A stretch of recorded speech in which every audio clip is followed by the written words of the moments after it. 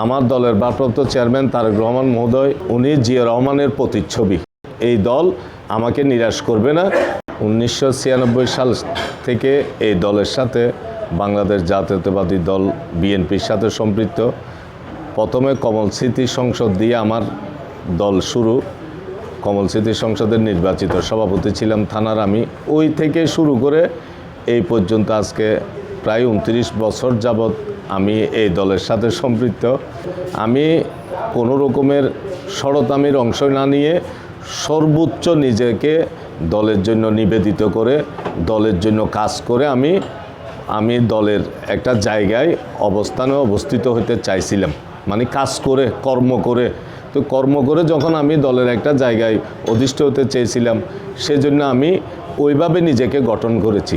আজ 29 বছর যাবৎ, মানে আমি দলের একটা হাইকমান্ড আমাকে একটা ভালো জায়গায় দেবে, আমি সেই জায়গায় দলের জন্য কাজ করব, দেশের জন্য কাজ করব।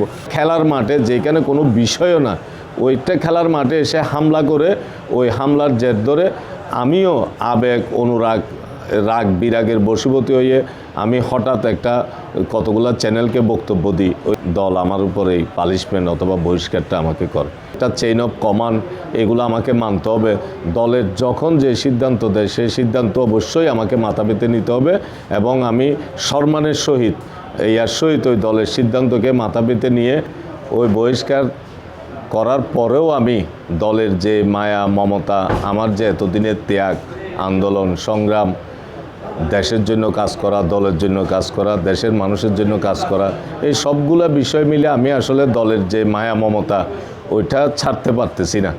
আমি অনেক সময় আমাদের দলের কোনো বড় প্রোগ্রাম হলে আমি ওইখানে একা একা গিয়ে দাঁড়িয়ে থাকি, এক পাশে থেকে আমি প্রোগ্রামের বক্তব্য শুনি।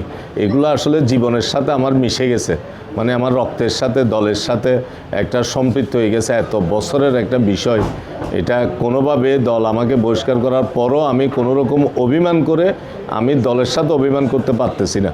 অভিমান করে প্রোগ্রামে না গিয়ে দলের যে কর্মসূচিতে অংশগ্রহণ না করে আমি থাকতে পারতেছি না। এটা একটা আমার নেশার মতো পরিণত হয়ে গেছে।